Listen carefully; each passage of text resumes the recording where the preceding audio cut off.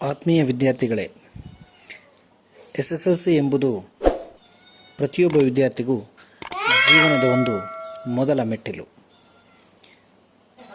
ಸ್ವಾಮಿ ವಿವೇಕಾನಂದರು ಹೇಳುವ ಹಾಗೆ, everything is easy when you are busy, nothing is easy when you are lazy ಎಂಬಂತೆ stress is not what happens to us, it's our response to what happens, and response is something we can choose.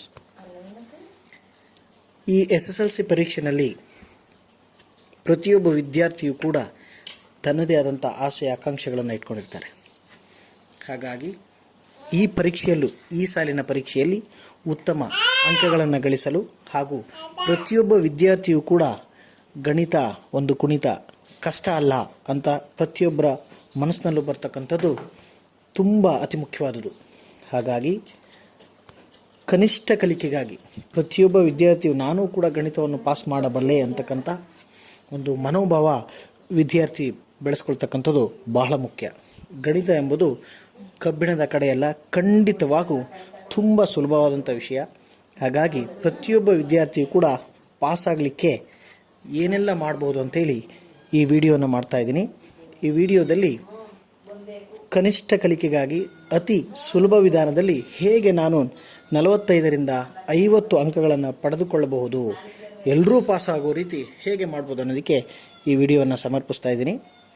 ಈ ವಿಡಿಯೋವನ್ನು ನೋಡಿ ಇದೇ ಮಾದರಿಯಲ್ಲಿ ಈ ವರ್ಷ ಬರೆಯುವಂಥ SSLC ಪರೀಕ್ಷೆಯಲ್ಲಿ ಉತ್ತಮ ಅಂಕಗಳನ್ನು ಗಳಿಸಲಿಕ್ಕೆ ಸಹಕಾರಿಯಾಗಿದೆ. ಸಮಾಂತರ ಶ್ರೇಣಿಯಲ್ಲಿ ಕನಿಷ್ಠ 2 ಅಂಕಗಳನ್ನು ಪಡೆದುಕೊಳ್ಳೋದು ಹೇಗೆ? ಈಗ ಇಲ್ಲಿ ನೋಡಿ, ಸಮಾಂತರ ಶ್ರೇಣಿಯ ಎನ್ನನೇ ಪದ ಕಂಡುಹಿಡಿಯುವುದು. ಮೊದಲಿಗೆ ನೀವು ಈ ಸೂತ್ರವನ್ನು ಕಲಿಬೇಕಾಗುತ್ತೆ. ಸಮಾಂತರ ಶ್ರೇಣಿಯ ಎನ್ನನೇ ಪದ ಕಂಡುಹಿಡಿತಕ್ಕಂಥ ಸೂತ್ರ. ಮತ್ತು ಈಗ ಪ್ರಶ್ನೆ ಹೀಗಿದೆ ನೋಡಿ, 2, 6, 10, 14 ಈ ಸಮಾಂತರ ಶ್ರೇಣಿಯ 25ನೇ ಪದವನ್ನು ಕಂಡುಹಿಡಿಯಿರಿ. ಈ ಸಮಾಂತರ ಶ್ರೇಣಿಯ 25ನೇ ಪದವನ್ನು ಕಂಡುಹಿಡಿಯೋದು ಹೇಗೆ? ಮೊದಲಿಗೆ ನೋಡೋಣ. ಈಗ ಈ ಪ್ರಶ್ನೆಯನ್ನು ಬರೆದುಕೊಳ್ಳಿ once again. That is 2, 6, 10, 14 etcetera. ನಾವು 25ನೇ ಪದವನ್ನು ಕಂಡುಹಿಡಿಯಬೇಕಾಗಿದೆ. ಈಗ ಸಮಾಂತರ ಶ್ರೇಣಿಯನ್ನು ಕೊಟ್ಟರೆ ಬರೆದುಕೊಳ್ಳೋದು ಹೇಗೆ ನೋಡಿ. ಇದನ್ನು A1, A2, A3, A4 ಬರ್ಕೊಳ್ತೀವಿ. ನಿಮಗೆ ಗೊತ್ತಿದೆಯಲ್ಲ ಮಕ್ಕಳ, ಸಮಾಂತರ ಶ್ರೇಣಿಯಲ್ಲಿ ಮೊದಲನೇ ಪದ ಅಂದರೆ ಯಾವುದು? So that is A is equal to 2. ಮತ್ತು ಸಾಮಾನ್ಯ ವ್ಯತ್ಯಾಸ D, ಸಾಮಾನ್ಯ ವ್ಯತ್ಯಾಸನ D ಅಂತ ಬರಿತೀವಿ. ಆಗ ಈ ಪದದಿಂದ ಈ ಪದವನ್ನು ಕಳಿತೀರ. A2 minus A1 that is 6 minus 2 D is equal to 6ರಲ್ಲಿ 2 ಕಳೆದ್ರೆ 4. ಈಗ ಎನ್ ಎಷ್ಟನೇ ಪದ ಅಂತ ಕೇಳಿದ್ದಾರೆ. ಎಷ್ಟನೇ ಪದ? 25ನೇ ಪದ. ಅಲ್ಲಿಗೆ N is equal to 25th term. ಇದಕ್ಕೆ ಸಮಾಂತರ ಶ್ರೇಣಿಯ ಎನ್ನನೇ ಪದ ಕಂಡುಹಿಡಿತಕ್ಕಂಥ ಸೂತ್ರ ಯಾವುದು? Yes, good. ಏನದು? AN is equal to A plus N minus 1 into D. ಆಗ ಎ ಎಷ್ಟನೇ ಪದ? 25ನೇ ಪದ ಈಸ್ ಈಕ್ವಲ್ ಟು ಎ ಅಂದರೆ ಏನಪ್ಪ ಮಕ್ಕಳ? ಮೊದಲನೇ ಪದ. ಮೊದಲನೇ ಪದ ಎಷ್ಟಿದೆ? ಇಲ್ಲಿ 2 ಇದೆ. ಹಾಗಾಗಿ 2 ಪ್ಲಸ್ ಎನ್ ಅಂದರೆ ನಂಬರ್ ಆಫ್ ಟರ್ಮ್ಸ್, ಎಷ್ಟು ಪದಗಳಿದೆ? 25ನೇ ಪದ ಮೈನಸ್ 1 ಇಂಟು ಡಿ ಅಂದರೆ ಏನು? ಸಾಮಾನ್ಯ ವ್ಯತ್ಯಾಸ. ಡಿ ಈಸ್ ಈಕ್ವಲ್ ಟು ಎಷ್ಟು? 4. ಆಗ A 25 is equal to 2 plus 25ರಲ್ಲಿ 1 ಕಳೆಯಿರಿ 24 ಇಂಟು ಬ್ರಾಕೆಟ್ ಅಂದರೆ into 4. Then A 25th term is equal to 2 plus 24 96 ಅಲ್ವಾ? Yes, 24 96. A 25 is equal to 96ಕ್ಕೆ 2 ಸೇರಿಸಿದ್ರೆ ಎಷ್ಟಾಯಿತು? 98. ಅಲ್ಲಿಗೆ ಎ 25ನೇ ಪದ 98. ಕನಿಷ್ಠವಾಗಿ ಅಟ್ಲೀಸ್ಟ್ ನೀವು ಇದರಲ್ಲಿ 1 ಅಂಕಗಳನ್ನು ಗಳಿಸ್ಕೊಳ್ಳೋದು ಹೇಗೆ? ಹೀಗೆ ಒಂದು ಸಮಾಂತರ ಶ್ರೇಣಿಯನ್ನು ಕೊಟ್ಟಿರ್ತಾರೆ. ಅದಕ್ಕಿಂತ ಮುಂಚೆ ನೀವು AN ಸೂತ್ರವನ್ನು ಕಲ್ತಿರ್ತೀರ. AN is equal to A plus N minus 1 into D. ಇಲ್ಲಿ ಎ ಅಂದರೆ ಮೊದಲನೇ ಪದ, ಎನ್ ಅಂದರೆ ಪದಗಳ ಸಂಖ್ಯೆ, ಡಿ ಅಂದರೆ ಸಾಮಾನ್ಯ ವ್ಯತ್ಯಾಸ. ಇದನ್ನು ಕಲ್ತಿರಬೇಕು. ಈಗ ಅಟ್ಲೀಸ್ಟ್ ನೀವೇನು ಮಾಡ್ಬೋದು, ಮೊದಲು ಈ ರೀತಿ ದತ್ತವನ್ನು ಬರೀಬೇಕು. ಎ ಅಂದ್ರೇನು, ಡಿ ಅಂದ್ರೇನು, ಎನ್ ಅಂದ್ರೇನು, ಅಥವಾ ಎ ಎನ್ ಅಂದ್ರೇನು, ಹೀಗೆ ದತ್ತವನ್ನು ಕಲಿತು ಸೂತ್ರವನ್ನು ಬರೆದು, ಈ ದತ್ತವನ್ನು ಬರೆದು ಸೂತ್ರವನ್ನು ಬರೆದೇ ಅರ್ಧ ಅಂಕಗಳನ್ನು ಕೊಡ್ತೀವಿ. ನಿನಗೆ ಸಮಸ್ಯೆಯನ್ನು ಬಿಡಿಸ್ಲಿಕ್ಕೆ ಬರದೇ ಇದ್ದರೂ ಕೂಡ ಅಟ್ಲೀಸ್ಟ್ ಈ ಬೆಲೆಗಳನ್ನು ಈ ಸೂತ್ರಕ್ಕೆ ಈ ರೀತಿ A25 = 2 + 25 - 1 × 4 ಹೀಗೆ ಈ ರೀತಿ ಬೆಲೆಗಳನ್ನು ಹಾಕಿದರೆ ಕನಿಷ್ಠವಾಗಿ 1 ಅಂಕಗಳನ್ನಾದರೂ ಕೂಡ ಪಡೆದುಕೊಳ್ಬಹುದು.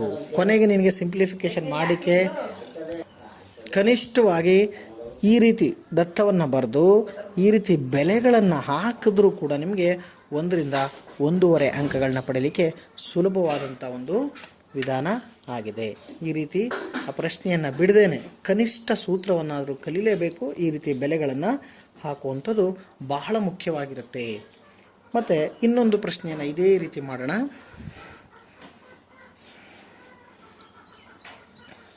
ಎರಡನೇ ಪ್ರಶ್ನೆ,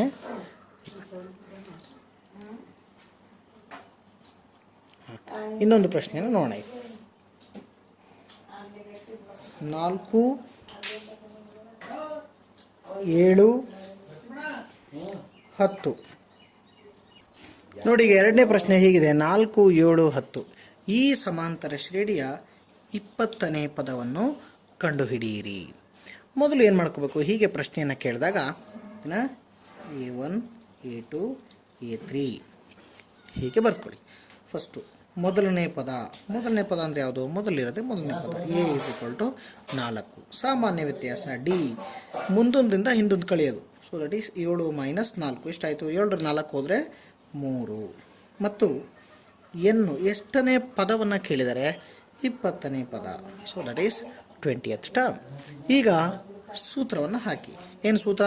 ಎನ್ನನೇ ಪದ ಕಂಡುಹಿಡಿಯೋ ಸೂತ್ರ AN = A + n - 1 × D. ಹೌದಲ್ಲ? ಈಗ ಇದರ ಬೆಲೆಗಳನ್ನು ಹಾಕಿ A 20ನೇ ಪದ = A ಅಂದರೆ ಮೊದಲನೇ ಪದ 4 ಪ್ಲಸ್ n ಅಂದರೆ ಎಷ್ಟನೇ ಪದ ಕಂಡುಹಿಡಿಬೇಕು? 20ನೇ ಪದ. 20 - 1 × D ಅಂದರೆ ಸಾಮಾನ್ಯ ವ್ಯತ್ಯಾಸ, ದಟ್ ಈಸ್ = 3. A 20 = 4 ಪ್ಲಸ್ 20ರಲ್ಲಿ 1 ಕಳೀರಿ, ಎಷ್ಟಾಯಿತು? 19 × 3. ಹೀಗೆ ಕನಿಷ್ಠ ಅದರ ಬೆಲೆಗಳನ್ನು ದತ್ತವನ್ನು ಬರೆದುಕೊಂಡು ಸೂತ್ರ ಬರೆದು ಅದಕ್ಕೆ ಈ ಬೆಲೆಗಳನ್ನು ಸಬ್ಸ್ಟಿಟ್ಯೂಟ್ ಮಾಡಿದ್ರೆ ನಿಮಗೆ ನಾನು ಆಗಲೇ ಹೇಳಿದಂಗೆ 1 ಅಂಕ ಕನಿಷ್ಠವಾಗಾದರೂ ಕೂಡ ಸಿಗುತ್ತೆ. ನಿನಗೆ ಸಿಂಪ್ಲಿಫಿಕೇಷನ್ ಮಾಡದೇ ಇದ್ದರೂ ಪರವಾಗಿಲ್ಲ, ಅಟ್ಲೀಸ್ಟ್ ಕನಿಷ್ಠ 1 ಅಂಕ ಎಂಥ ವಿದ್ಯಾರ್ಥಿ ಆದರೂ ಕೂಡ ತೆಗೆದುಕೊಳ್ಳಲಿಕ್ಕೆ ಸುಲಭವಾದಂಥ ಮಾರ್ಗ ಆಗಿದೆ. ನಾವು A 20 = 4 ಪ್ಲಸ್ 19 ಎಷ್ಟು? 57. ಸೊ ದೆನ್ A 20 = 57ಕ್ಕೆ 4 ಸೇರಿಸಿದ್ರೆ 61. ಅಲ್ಲಿಗೆ 20ನೇ ಪದ 61 ಆಗಿದೆ. ಹೀಗೆ ಸಮಾಂತರ ಶ್ರೇಣಿಯ ಎನ್ನನೇ ಪದವನ್ನು ಕೇಳಿದಾಗ ಯಾವ ರೀತಿ ಸುಲಭವಾಗಿ ಕನಿಷ್ಠ ಅಂಕವನ್ನು ಗಳಿಸ್ಕೊಳ್ಬೋದು ಅಂತೇಳಿ ನಿಮಗೆ ಗೊತ್ತಾಯ್ತು ಮಕ್ಕಳ. ಈ ರೀತಿ ಇನ್ನು ಸಾಕಷ್ಟು ಅಭ್ಯಾಸದ ಸಮಸ್ಯೆಗಳಿದೆ. ಅಭ್ಯಾಸದ ಸಮಸ್ಯೆಗಳನ್ನು ನೀವು ಹೆಚ್ಚು ಪ್ರಾಕ್ಟೀಸ್ ಮಾಡಿದ್ರೆ ಈ ಸಮಾಂತರ ಶ್ರೇಣಿಯ ಪದಗಳನ್ನು ಕಾಣಲಿಕ್ಕೆ ಸುಲಭವಾಗುತ್ತೆ ನೋಡಿ. ಹಾಗೆಯೇ ಸಮಾಂತರ ಶ್ರೇಣಿಯ ಎನ್ನನೇ ಪದಗಳ ಮೊತ್ತ ಕಂಡುಹಿಡಿಯುವುದು ಕನಿಷ್ಠ 2 ಅಂಕಗಳಿಗೆ ಕೇಳ್ತಾರೆ. ಸಮಾಂತರ ಶ್ರೇಣಿಯ ಎನ್ನನೇ ಪದಗಳ ಮೊತ್ತವನ್ನು ಕಂಡುಹಿಡಿಯೋದು. ಎನ್ನನೇ ಪದಗಳ ಮೊತ್ತವನ್ನು ಕಂಡುಹಿಡಲಿಕ್ಕೆ ಸೂತ್ರವನ್ನು ಮೊದಲು ಕಲ್ತ್ಕೊಳ್ಬೇಕು. SN = n/2 × 2A + n - 1 × D. ಹೀಗೆ SN ಸೂತ್ರವನ್ನು ಬಳಸಿಕೊಂಡು ಸುಲಭವಾಗಿ ನಾವು 2 ಅಂಕವನ್ನು ಪಡೆದುಕೊಳ್ಬೋದು. ಇದು ನೋಡಿ, SN = n/2 ಮೊದಲ ಹಾಗೆ ಇದು AN ಸೂತ್ರ. ಇದಿಷ್ಟನ್ನು ಬಿಟ್ಟರೆ SN = n/2 × 2 ಇದನ್ನು ಬಿಟ್ಟರೆ ಮಾಮೂಲಿ ಮೊದಲನೇ ಸೂತ್ರನೇ ಎನ್ನನೇ ಪದ ಸೂತ್ರನೇ ಅದು A + n - 1 × D. ಮಾಮೂಲಿ ಎನ್ನನೇ ಪದ ಕಂಡುಹಿಡಿಯೋ ಸೂತ್ರ ಇದಿಷ್ಟು ಮಾತ್ರ ಅಷ್ಟೇ. SN = n/2 × 2 ಹಾಕ್ಕೊಂಡ್ರೆ ಮಿಕ್ಕಿದೆಲ್ಲ ನೋಡಿ ಅದೇ ಸೂತ್ರ ಆಗಿದೆ. AN = A + n - 1 × D. ಹೀಗೆ SN ಸೂತ್ರವನ್ನು ಕಲ್ತ್ಕೊಂಡ್ರೆ ಮತ್ತೂ ಕೂಡ ನಾವು 2 ಅಂಕವನ್ನು ಸುಲಭವಾಗಿ ಪಡೆದುಕೊಳ್ಳೋದು ಹೇಗೆ. ಈಗ ಒಂದು ಸಮಸ್ಯೆಯನ್ನು ಬಿಡಿಸೋಣಲ್ಲ? ಎಸ್, ಖಂಡಿತ.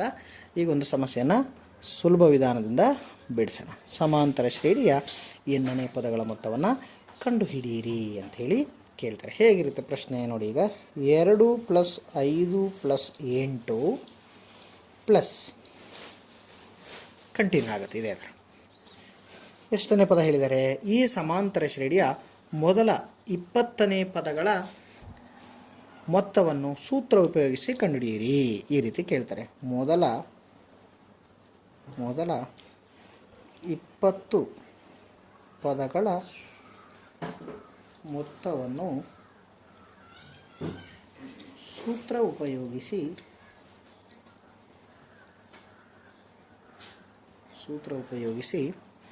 ಕಂಡುಹಿಡಿಯಿರಿ.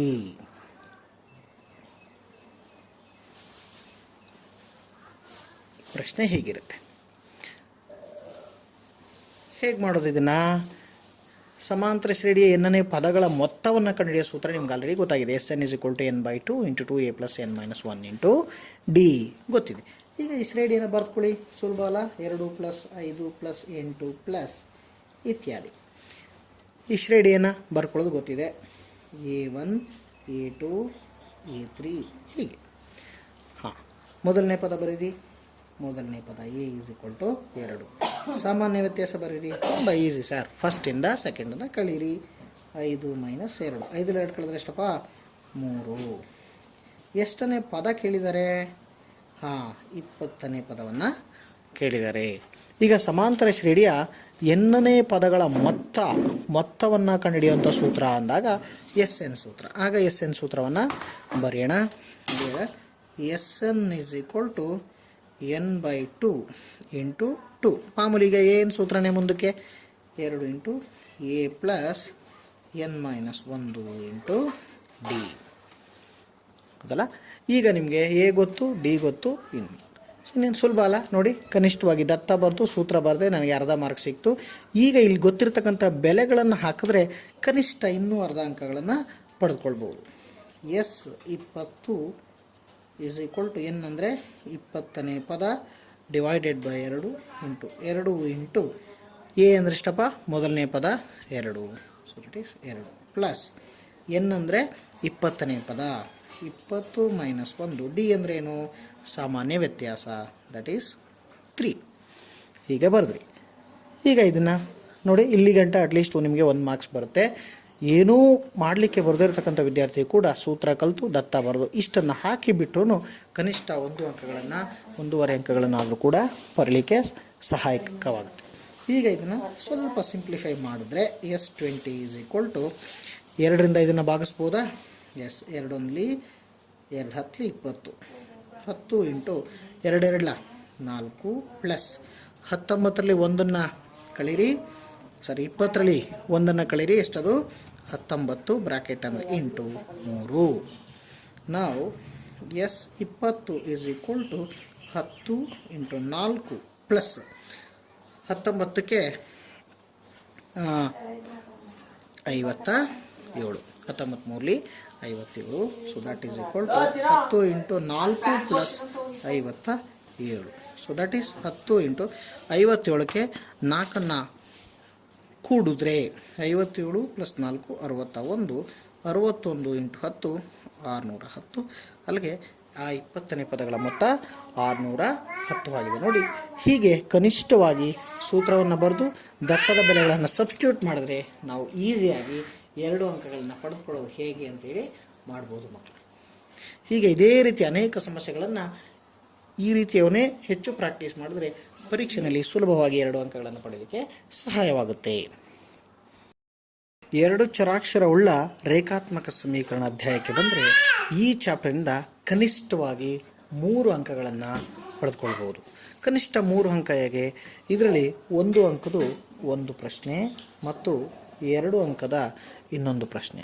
ಕನಿಷ್ಠವಾಗಿ 3 ಅಂಕನಾದರೂ ಖಂಡಿತ ನಾವು ಪಡೆದುಕೊಳ್ಬಹುದು. ಹೇಗೆ? ಈಗ ಇಲ್ಲಿ ನೋಡಿ, ಕನಿಷ್ಠ 3 ಅಂಕವನ್ನು ಹೇಗೆ ಪಡ್ಕೊಳ್ಬೋದು? ಇದರಲ್ಲಿ ಬರೀ ನಿಮಗೆ ಎಲಿಮಿನೇಷನ್ ಮೆಥಡ್ ಅಂದರೆ ವರ್ಜಿಸುವ ವಿಧಾನವನ್ನು ಮಾತ್ರ ಕೊಡಲಾಗಿದೆ. ಇಲ್ಲಿ 1 ಅಂಕದ ಪ್ರಶ್ನೆ ನೋಡಿ, ಈ ನಕ್ಷೆ, ಈ ಟೇಬಲ್ ಇದೆಯಲ್ಲ, ಈ ಟೇಬಲ್ನ ಕಲ್ತ್ಕೊಂಡ್ರೆ ಕನಿಷ್ಠವಾಗಿ 1 ಅಂಕ ಬಂದೇ ಬರುತ್ತೆ. ಹೇಗೆ? ಈಗ ಇಲ್ಲಿ ಅನುಪಾತದ ಹೋಲಿಕೆ A1/A2 ≠ B1/B2. A1/A2 ≠ B1/B2 ಇದ್ದಾಗ ಇದನ್ನು ನಕ್ಷಾ ರೂಪದಲ್ಲಿ ರಚಿಸಿದಾಗ ಹೇಗೆ ಅಂತ ಕೇಳ್ಬೋದು. A1/A2 ≠ B1/B2 ನಕ್ಷಾ ವಿಧಾನದಲ್ಲಿ ನೋಡಿ, ಈ 2 ರೇಖೆಗಳು ಪರಸ್ಪರ ಎಂಥ ರೇಖೆಗಳಿವು? ಎಸ್, ಛೇದಿಸುವ ರೇಖೆಗಳು. 2 ಒಂದಕ್ಕೊಂದು ಇಂಟರ್ಸೆಕ್ಟ್ ಆಗಿದೆ. ಇಂಟರ್ಸೆಕ್ಟ್ ಆದಾಗ ಇಲ್ಲಿ ಮೀಟ್ ಆಗಿರ್ತಕ್ಕಂಥ ಪಾಯಿಂಟ್ ನೋಡಿ, ಕೇವಲ ಎಷ್ಟು ಪಾಯಿಂಟ್ ಮಾತ್ರ? ಎಸ್, ಒಂದೇ ಒಂದು ಪಾಯಿಂಟಲ್ಲಿ ಇವು 2 ಕೂಡ ಪರಸ್ಪರ ಛೇದಿಸಿದಾಗ, ಇಂಟರ್ಸೆಕ್ಟ್ ಆದಾಗ ಒಂದೇ ಪಾಯಿಂಟಲ್ಲಿ ಮೀಟ್ ಆಗಿದೆ. ಹಾಗಾಗಿ ಒಂದೇ ಒಂದು ಪಾಯಿಂಟಲ್ಲಿ ಮೀಟ್ ಆಗಿದ್ದಾಗ ಬರ್ತಕ್ಕಂತಹ ಪರಿಹಾರಗಳ ಸಂಖ್ಯೆ ಅನನ್ಯ ಪರಿಹಾರ.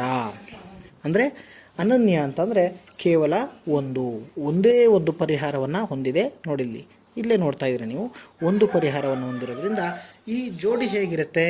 ಇದನ್ನು ನಾವು ಜೋಡಿ ಸ್ಥಿರ ಜೋಡಿ ಅಂತ ಹೇಳಿ ಕರಿತೀವಿ. ಸರ್, ಹಾಗಾದರೆ ಸ್ಥಿರ ಜೋಡಿ ಅಂತ ಅಂದರೆ ಏನು? ಸ್ಥಿರ ಜೋಡಿ ಅಂತ ಯಾವಾಗ ಕರಿತೀವಿ? 2 ರೇಖಾತ್ಮಕ ಚರಾಕ್ಷರವುಳ್ಳಂಥ ರೇಖಾತ್ಮಕ ಸಮೀಕರಣಗಳು ಒಂದೇ ಒಂದು ಪರಿಹಾರವನ್ನು ಯಾವಾಗ ಹೊಂದಿರ್ತವೋ ಆಗ ಅವುಗಳನ್ನು ಸ್ಥಿರ ಜೋಡಿ ಅಂತ ಕರೆಯೋದು. ಕೇವಲ ಅನನ್ಯ ಅಥವಾ ಒಂದು ಪರಿಹಾರವನ್ನು ಹೊಂದಿದ್ದಾಗ ಅದನ್ನು ಸ್ಥಿರ ಜೋಡಿ ಅಂತೇಳಿ ಕರಿತೀವಿ. Consistence when they are unique solution, they must have unique solution. Next ಈಗ ಇನ್ನೊಂದು ನೋಡಿ, ಅನುಪಾತದ ಹೋಲಿಕೆ A1/A2 = B1/B2 = C1/C2. ಅಂದರೆ 3 ಅನುಪಾತಗಳನ್ನು ಹೋಲಿಕೆ ಮಾಡಿದಾಗ 3 ಕೂಡ ಪರಸ್ಪರ ಏನಾಗಿದೆ? ಸಮನಾಗಿದೆ.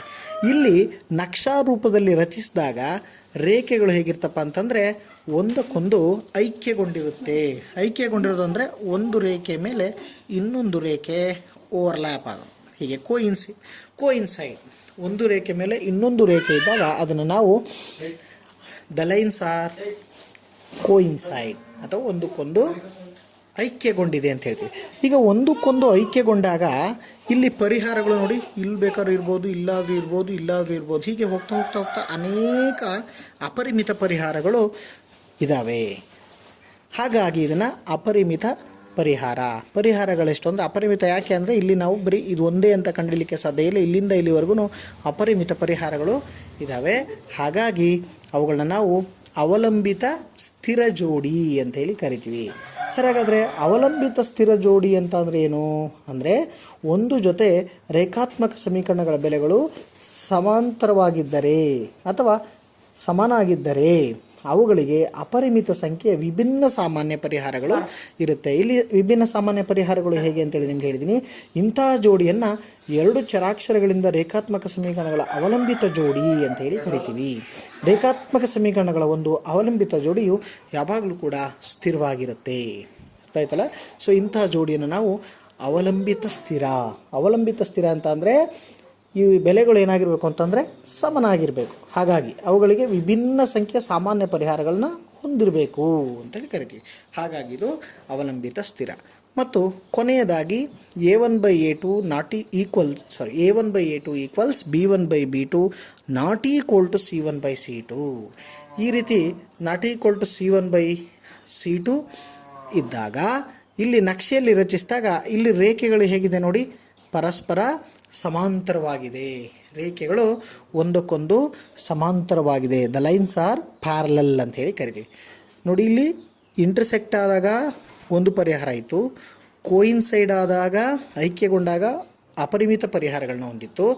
ಈಗ ಇಲ್ಲಿ ಸಮಾಂತರ ರೇಖೆಗಳು ಇದ್ದಾಗ ಇಲ್ಲಿ ಯಾವುದೇ ಪರಿಹಾರಗಳು ಇಲ್ಲ. ನೋಡಿ, ಲೈನ್ಗಳು ಒಂದಕ್ಕೊಂದು ಟಚ್ ಆಗಿಲ್ಲ ಅಂದಾಗ ಇಲ್ಲಿ ಯಾವುದೇ ರೀತಿ ಪರಿಹಾರಗಳನ್ನು ಹೊಂದಲಿಕ್ಕೆ ಸಾಧ್ಯ ಇಲ್ಲ. ಹಾಗಾಗಿ ರೇಖೆಗಳು ಸಮಾಂತರವಾಗಿದ್ದಾಗ ಅಲ್ಲಿ ಯಾವುದೇ ರೀತಿ ಪರಿಹಾರವನ್ನು ಹೊಂದಿಲ್ಲ. ಆ ಜೋಡಿನ ನಾವು ಅಸ್ಥಿರ ಜೋಡಿ ಅಂತೇಳಿ ಕರಿತೀವಿ. ಅಸ್ಥಿರ ಜೋಡಿ ಅಂತ ಅಂದರೆ ಏನು? ಹಾಗಾದರೆ ಪರಿಹಾರ ಇಲ್ಲದೆ ಇರತಕ್ಕಂಥ ಒಂದು ಜೊತೆ ರೇಖಾತ್ಮಕ ಸಮೀಕರಣಗಳ ಅಸ್ಥಿರ ಜೋಡಿ ಯಾವಾಗ ಯಾವುದೇ ರೀತಿ ಪರಿಹಾರವನ್ನು ಹೊಂದಿರಲ್ವೋ ಅವುಗಳಿಗೆ ಅಸ್ಥಿರ ಜೋಡಿ ಅಂತೇಳಿ ಕರಿತೀವಿ. ರೇಖೆಗಳು ಸಮಾಂತರವಾಗಿರಬಹುದು. ಇಂತಹ ಪ್ರಕರಣಗಳಲ್ಲಿ ಸಮೀಕರಣಗಳಿಗೆ ನಾವು ಯಾವುದೇ ರೀತಿ ಪರಿಹಾರವನ್ನು ಹೇಳಲಿಕ್ಕೆ ಸಾಧ್ಯತೆ ಇಲ್ಲ. ಹಾಗಾಗಿ ಈ ಜೋಡಿಯನ್ನು ನಾವು ಅಸ್ಥಿರ ಜೋಡಿ ಅಂತ ಹೇಳಿ ಕರಿತೀವಿ. ಹೀಗೆ ಇದರಲ್ಲಿ ನಾವು ಒಂದು ಅಂಕವನ್ನು ಈ ಟೇಬಲ್ನ ಕಲಿಯೋದ್ರಿಂದ ಖಂಡಿತವಾಗೂ ಕೂಡ ಬಹಳ ಸುಲಭವಾಗಿ 1 ಮಾರ್ಕ್ಸನ್ನು ತೆಗೆದುಕೊಳ್ಬಹುದು.